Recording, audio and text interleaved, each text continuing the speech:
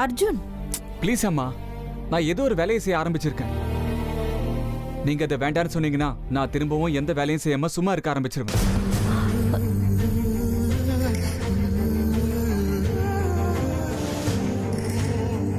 முடிஞ்ச வரைக்கும் சீக்கிரமா அவனை காப்பாற்ற முயற்சி பண்ணுங்க. அப்படி இல்லைன்னா அர்ஜுனோட கண்டத்திலிருந்து அவனை காப்பாற்ற யாராலையும் முடியாது. அடுத்த 1.5 மாசத்துக்கு ஒவ்வொரு நிமிஷமும் அவனுக்கு ஆபத்து வரக்கூடிய நிமிஷங்களா இருக்கும்.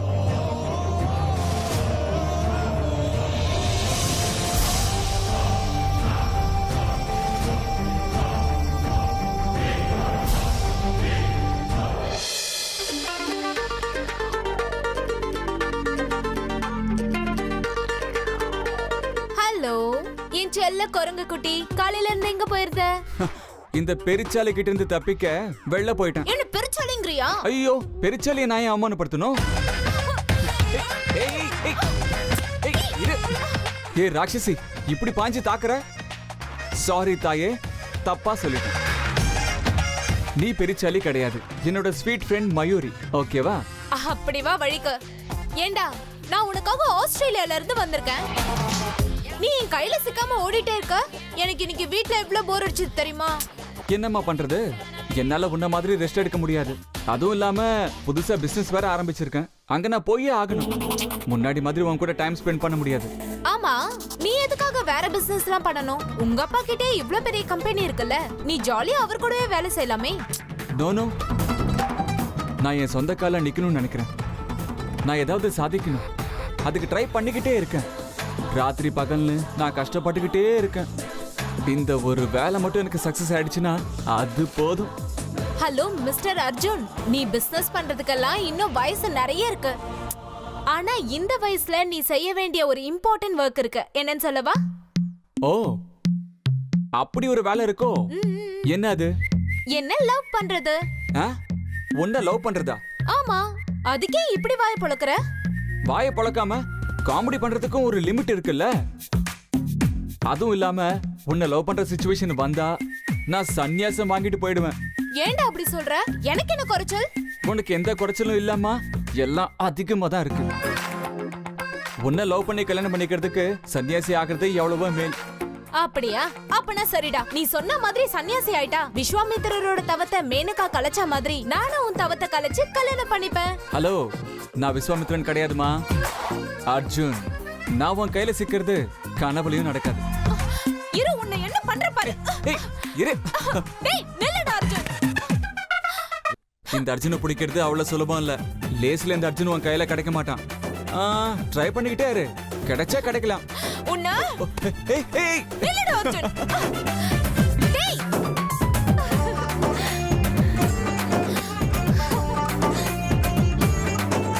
கிடைச்சா கிடைப்பியா?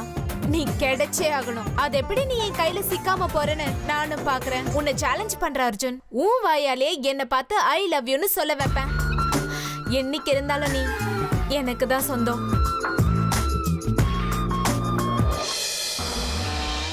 என்னங்க, இப்பதான் வரீங்களா?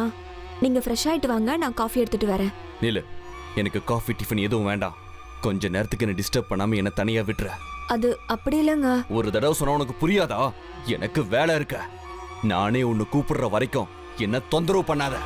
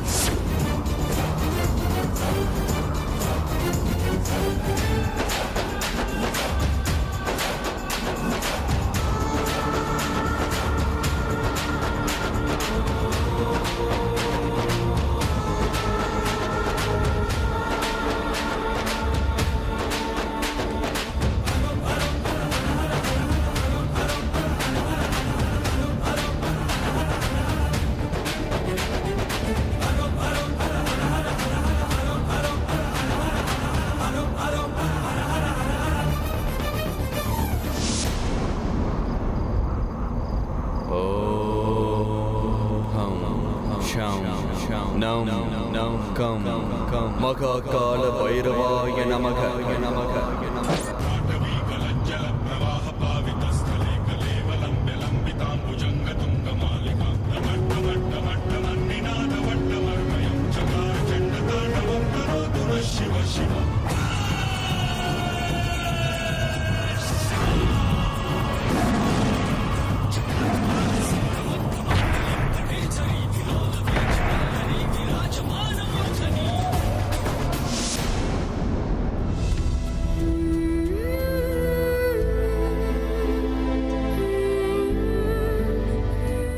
நீங்க ஊட்டி விட வேண்டாம், கொடுங்க, நானே சாப்பிட்டுக்கிறேன். தயவு செஞ்சு அப்படி சொல்லாத அமிர்தா. உன்னுடைய தாயா உனக்கு சாப்பாடு ஊட்டி விடுற பாக்கியத்தை எனக்கு கொடு அமிர்தா. எனக்கும் ஒரு குழந்தை பிறக்கும். அந்த குழந்தைய தாலாட்டு பாடி தூங்க வைக்கணும். நிலாவை காட்டி சாதம் ஊட்டி விடணும்னு எல்லாம் எவ்வளவு ஆசைகளையும் கனவுகளையும் நான் வளர்த்துக்கிட்டேன். ஆனா அந்த ஆண்டவன் அந்த பாக்கியத்தை எனக்கு கொடுக்கல. என் வயிற்றுல பிள்ளைய பிறக்கல. அதை நினைச்சு நினைச்சு ஒவ்வொரு நாளும் நான் எவ்வளவு துடியா துடிச்சிருக்கேன் தெரியுமா? எங்களுக்கு குழந்தை பிறக்கணும்னு நானும் அவரும் போகாத கோவிலே இல்லை, எடுத்துக்காத ட்ரீட்மெண்ட்டே இல்லை. ஆனா நான் நம்பி இருக்கிற அந்த ஈஸ்வரன் என்னை கைவிடவே இல்லை. அதுலயும் கடவுளுடைய சன்னிதானத்திலேயே நீ எனக்கு கிடைச்சது எவ்வளவு விசேஷம் தெரியுமா? எந்த ஜென்மத்து பந்தமோ தெரியல அமிர்தா. தங்கமான மனசுள்ள நீ எனக்கு பொண்ணா கிடைச்சிருக்க. என்னோட இத்தனை வருஷ தவிப்பு உன்னால சரியாயிடுச்சு.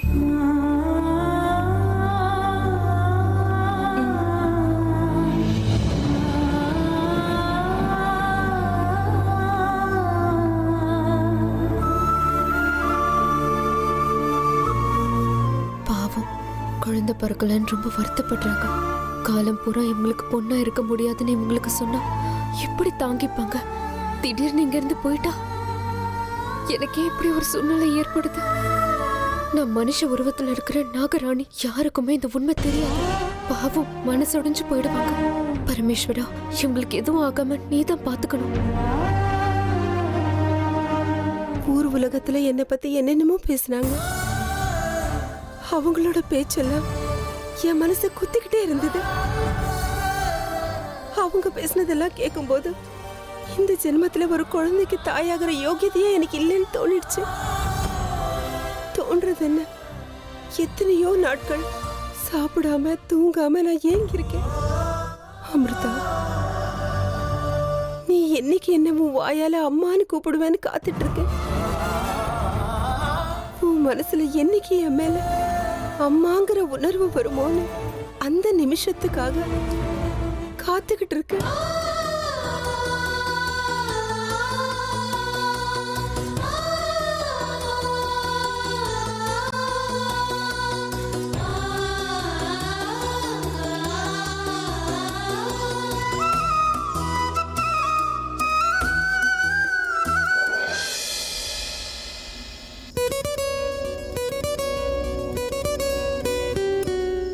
எனக்கு எதுக்காக இப்படி தோணுது?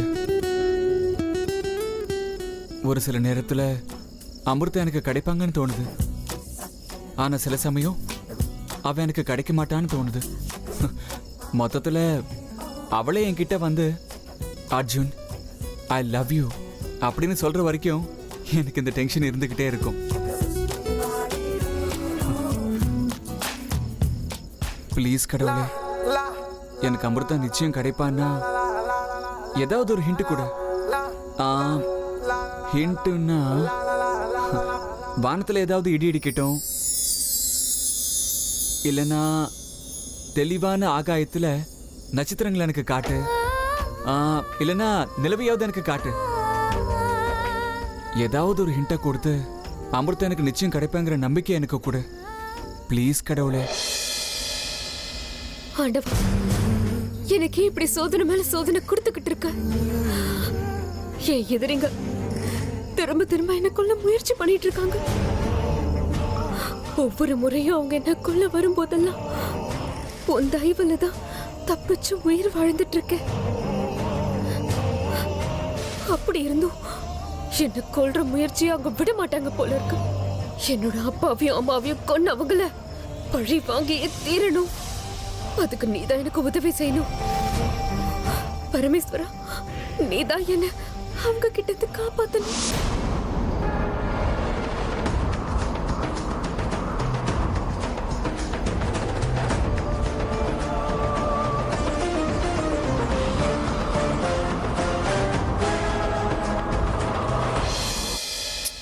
கடவுளே, ஏதாவது ஒரு ஹிண்ட் கூட.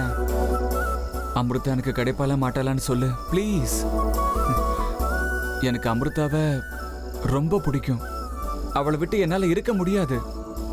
நீ எப்படி பார்வதி தேவியை விட்டு இருக்க மாட்டியோ அந்த மாதிரி தயவு செஞ்சு எனக்கு ஏதாவது ஒரு குழு கொடுத்து அமிர்தா கிடைப்பால மாட்டாளான்னு சொல்லு.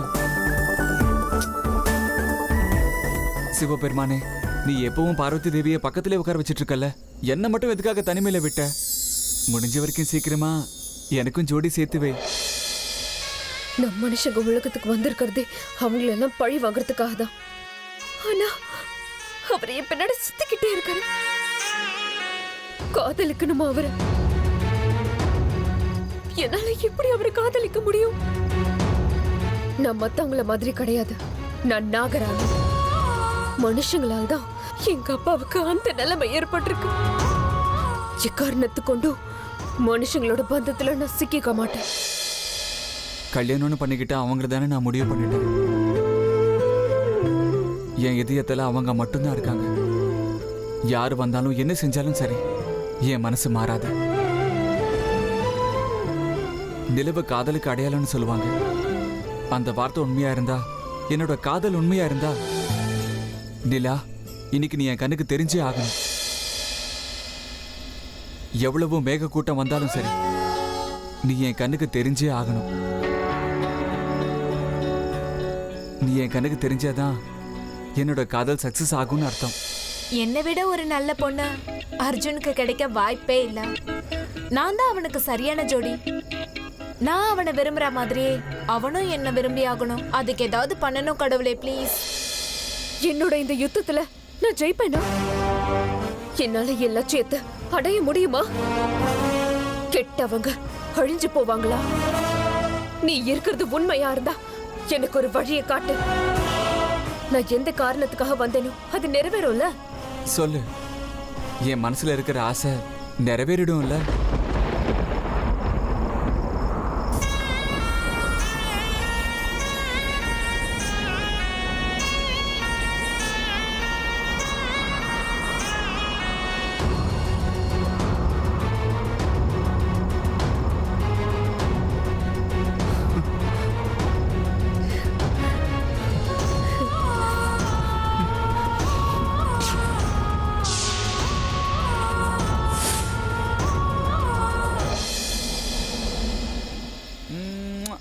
Thanks God.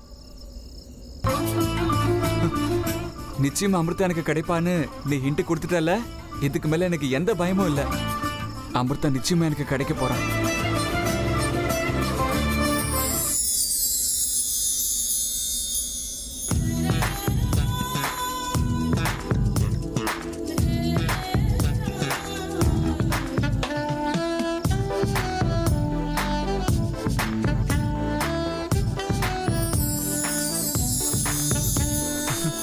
எங்க அமிர்தா, நிலவுல கூட உங்க முகம் தாங்க தெரியுது. பாருங்க, என் மனசு பூரா நீங்க தாங்க நிறைஞ்சிருக்கீங்க.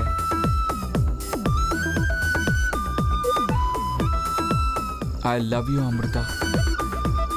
நிலவுல கூட உங்க முகம் தெரியற அளவுக்கு எனக்கு பைத்தியம் பிடிச்சிருக்குன்னா கொஞ்சம் யோசிச்சு பாருங்க, உங்களை எந்த லெவல்ல வச்சு நான் காதலிச்சிட்டு இருக்கேன்னு. Love you Amrita. Love you Arjun. என்ன ஆனாலும் என்னை விட்டுட்டு போயிடாத. என்னோட வாழ்க்கையே நீ தான் நினைச்சு வந்திருக்க. நீ எனக்கு வேணும்.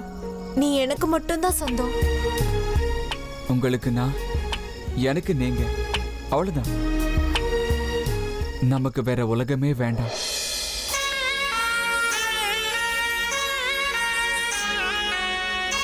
பௌர்ணமி வெளிச்சம் என் உடம்புல படாம பாத்துக்கணும். ஏன்னா அந்த வெளிச்சம் என் மேல பட்டா அந்த இடம் மட்டும் பாம்பு உருவத்துக்கு மாறிடும்.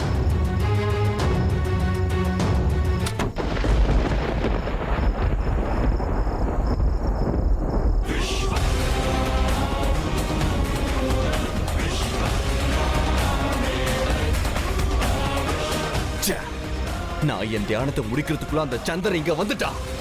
ஏன் நாகராணி, இன்னும் எத்தனை நாள் அந்த ஆண்டவன் என்கிட்ட இருந்து உன்னை காப்பாத்துறான்னு பாத்துறேன். எனக்கு சக்திகள் கிடைக்க கூடாதுன்னு இப்ப நீ எனக்கு தடங்கள் ஏற்படுத்தினாலும் நான் விடவே மாட்டேன்.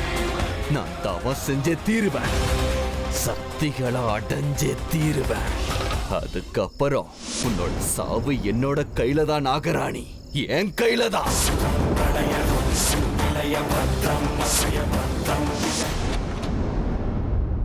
அண்ணா, ஒரு குட் நியூஸ். என்னப்பா, அந்த பொண்ணு உன்கிட்ட வந்து ஐ லவ் யூ சொல்லிட்டாளா? இன்னும் சொல்லல, ஆனா சொல்லிடுவாங்கிற கான்ஃபிடன்ஸ் வந்தாச்சு. உன்னோட ஓவர் கான்ஃபிடன்ஸ்லாம் எனக்கு வேண்டாம். என்னமோ குட் நியூஸ்னு சொன்னில, அதை சொல்லு. நான் அமிர்தோட அப்பா கிட்டேயே வேலைக்கு சேர்ந்துட்டேன். அது தெரியும். உன்னோட ரெஃபரன்ஸ்க்கு நான் அவர்கிட்ட பேசும்போதே உனக்கு அங்க வேலை கிடைச்சிரும்னு எனக்கு தெரியும். அதை புதுசா சொல்லாத. அதை விட்டுட்டு வேற ஏதாவது விசேஷமான செய்தி இருந்தா சொல்லு. அதான் இருக்கே, இப்ப கொஞ்ச நேரத்துக்கு முன்னாடி கடவுள்கிட்ட வேண்டிக்கிட்டேன். அமிர்தா நிஜமா என்ன விரும்புவாங்கன்னா, வானத்துல நட்சத்திரம் தெரியணும், இல்லனா நிலவாவது தெரியணும், இல்லனா இடியாவது இடிக்கணும்னு சொன்னேன். நான் அப்படி சொன்ன உடனே வானத்துல நிலா தெரிஞ்சது. இதெல்லாம் ஒரு விஷயம்னு சொல்ற. டேய் தண்டம், இன்னைக்கு பௌர்ணமிடா. பௌர்ணமி அன்னைக்கு நிலவு தெரியறதுலாம் ஒரு விசேஷமாடா. நீ வேண்டிக்கிட்டதால தான் தெரிஞ்சதுன்னு ஏன் நினைச்சுக்கிற? இதெல்லாம் தற்செயலா நடக்கிறதுடா. ஒருவேளை இன்னைக்கு அமாவாசையா இருந்து நீ வேண்டிக்கிட்ட உடனே அந்த ஆண்டவன் உனக்குன்னு விசேஷமா வானத்துல நிலாவை காட்டியிருந்தா நானும் கொஞ்சம் நம்பியிருப்பேன். அதை விட்டுட்டு தேவையில்லாம கற்பனை பண்ணிட்டு வாழ்க்கையை கெடுத்துக்கிற. இங்க பார், உன் மனசை நோக்கடிக்கணுங்கிறதுக்காக நான் இப்படி எல்லாம் சொல்லல. ஆனா ஒரு நிமிஷம் நீயே பிராக்டிக்கலா யோசிச்சு பாரு, அப்புறம் உனக்கே எல்லாம் புரியும். நீயே டைரக்டா அமிர்தா கிட்ட போய் எல்லா விஷயத்தையும் பேசிடு. அவங்க மனசுல என்ன இருக்குன்னு தெரிஞ்சுக்கிட்டு ஒரு முடிவு பண்ணு. அதை விட்டுட்டு வானத்துல முழு நிலவு தெரிஞ்சது, நட்சத்திரம் தெரிஞ்சதுன்னு, வானத்துல இருந்து மழை பொழிஞ்சதுன்னு உன் இஷ்டத்துக்கு கற்பனை பண்ணிட்டு என்னென்னமோ முடிவு பண்ணாத. இங்க பார், என்னடா அண்ணன் இப்படிலாம் அட்வைஸ் பண்றானன்னு நினைக்காத. ஒரு நல்ல ஃப்ரெண்டா உனக்கு நல்லது நடக்கணும்னு ஆசைப்படுறேன். உன்னை பத்தி எனக்கு ரொம்ப நல்லாவே தெரியும். அதனால நீ நல்லா இருக்கணும்னு ஆசைப்படுறேன். இனிமேதான் நீ ரொம்ப எச்சரிக்கையா இருக்கணும்டா. இன்னும் 1.5 மாசத்துக்கு உனக்கு பிரச்சனை இருக்கும்னு அம்மாவும் பாட்டியும் சொல்லிக்கிட்டே இருக்காங்க. இந்த சூழ்நிலையில அமிர்தாவோட காதலை அடையறதுக்கு நீ ஏதேதோ ரிஸ்க் எல்லாம் எடுக்கிறது எனக்கு சரின்னு படலடா. இங்க பார், நீ சரின்னு சொல்லு. நானே அம்மா கிட்டையும் பாட்டிக்கிட்டையும் போய் நீ அமிர்தாவை விரும்புற விஷயத்த சொல்லி அவங்க அம்மா அப்பாட்ட பேச சொல்லிடுறேன். ஐயோ, அந்த மாதிரி எந்த வேலையும் பண்ணி வைக்காத. அப்புறம் நான் அமிர்தாவை மொத்தமா மறக்க வேண்டிய வரும். நீ இந்த பிரச்சனையை விட்டுடு. நானே டைம் பார்த்து அம்மா கிட்டையும் பாட்டிக்கிட்டையும் சொல்லிக்கிறேன். எவ்வளவு சீக்கிரம் முடியுமோ அவ்வளவு சீக்கிரம் அந்த வேலையை பண்ணு. All the best.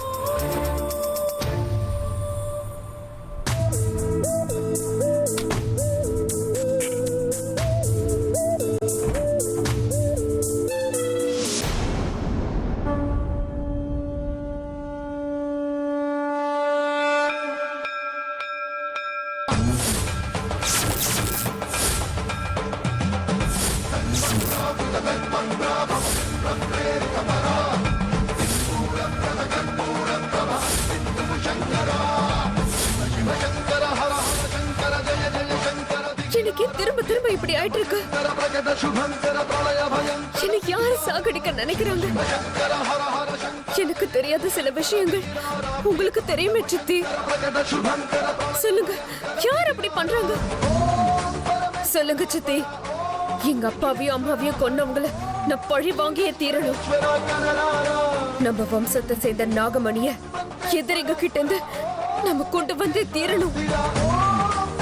என்ன பெத்த அம்மாவுக்கு நான் உயிர் கொடுத்தே தீரணும். எல்லாத்தையும் முடிச்சுட்டு நாகலோகத்துக்கு நான் திரும்பி வந்தாகணும். ஆனா என்னோட எதிரிங்க மறுபடியும் மறுபடியும் என்ன தாக்கிட்டே இருக்காங்க. என்ன கொலை பண்ண முயற்சி பண்ணிட்டு இருக்காங்க. அவங்க யாருன்னு என்னால கண்டுபிடிக்கவே முடியல சித்தி. நீங்க தான் வழி காட்டணும். அவங்க யாருன்னு காட்டுங்க, இல்ல எப்படி கண்டுபிடிக்கணும்னு சொல்லுங்க. அமிர்தா, உன் நிலைமை எனக்கு புரியுது. ஆனா அந்த அளவுக்கு சக்தி வாய்ந்த தூரதிருஷ்டி உனக்கு இன்னும் வரலமா? அது வந்ததுன்னா உன் எதிரிங்களை உன்னால கண்டுபிடிக்க முடியும். அப்படி இல்லனா உன் எதிரிங்க உன் கண்ணுக்கு தெரிய மாட்டாங்க. உங்களுக்கும் தெரிய மாட்டாங்களா சித்தி? நீங்களாவது எனக்கு சொல்லலாம்ல, அது யாரு சித்தி? என்னால அது முடியாது அமிர்தா. நானும் இப்போ சாபத்துக்கு ஆளா இருக்கிறதால எனக்கும் அந்த அளவுக்கு தூரதிருஷ்டி இல்ல. அப்படின்னா என்னோட எதிரிங்க யாருன்னு தெரிஞ்சுக்க எனக்கு வேற எந்த வழியும் இல்லையா? இருக்கு, ஒரு வழி நிச்சயமா இருக்கு.